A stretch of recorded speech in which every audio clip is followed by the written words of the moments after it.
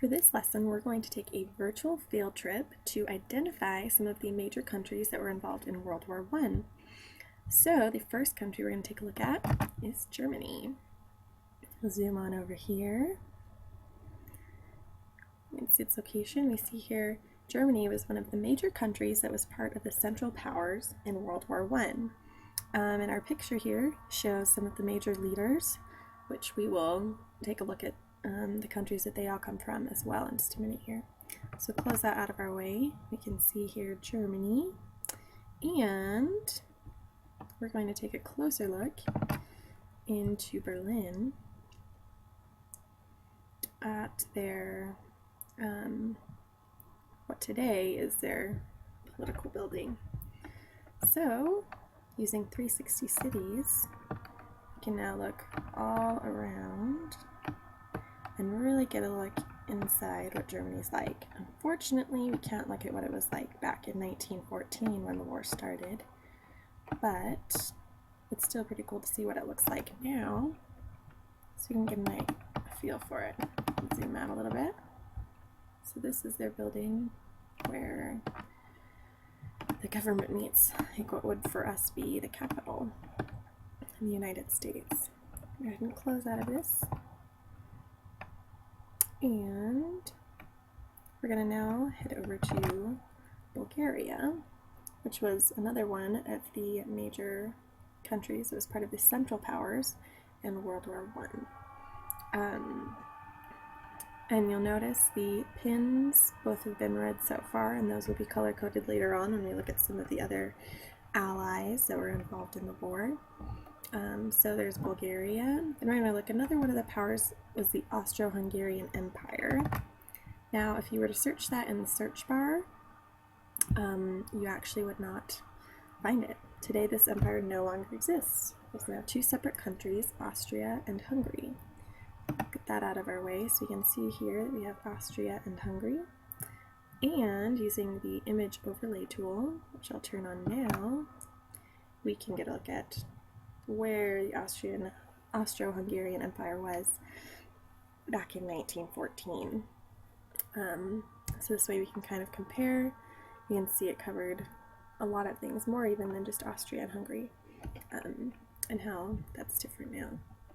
Let's turn that off and now go over to the Ottoman Empire, which we will see is a similar situation. Oh, we somehow went to Italy. Let's go to the Ottoman Empire instead.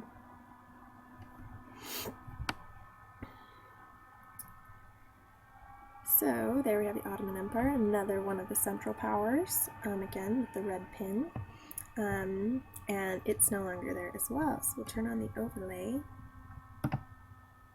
and now we can see that it, what was once the Ottoman Empire, now covers countries such as Turkey, Syria, and Iraq.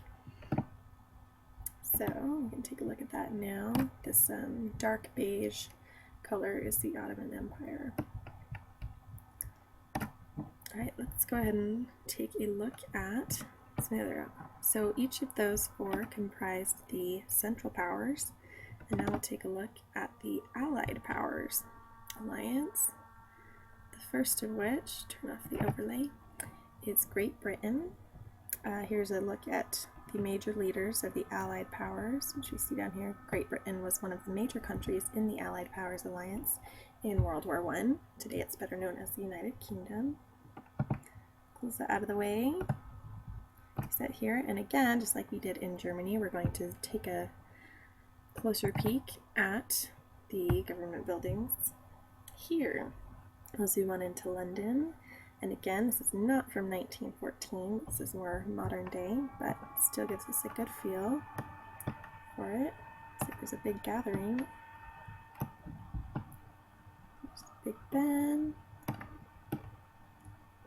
It's kind of fun to just see what other countries are really like. Sometimes we just imagine them to be these imaginary places, but they're real people, and so you can kind of look all around and take a peek. Alright, our next country we're going to go to is France. which was another major country, part of the Allied powers, again with the blue pin now. Then we also have Russia, which is pretty massive here. Definitely the biggest of all the countries we have involved. And the last of the Allied powers is Italy, which is right over here. Now if we were doing this as a class, each student would have their own map as they went through this to color code each of these major countries according to their alliances. So the final one we're going to take a look at is the United States, which was neutral when World War I began, meaning they didn't join either side, and Woodrow Wilson was the president of the United States during the war. And we're going to now search for the White House in Washington, D.C.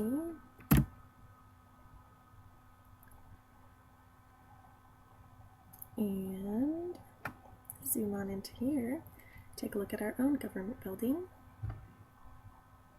And we'll zoom in a little bit. We get to use a really fun tool here, even better than just seeing outside of the building. We can use Street View and go right inside of the White House. See if it'll load up and get us a clearer picture. Here we go. See President Clinton on the wall there. And with this tool we can go all through the White House. There are certain places that we can't go, so don't get too excited.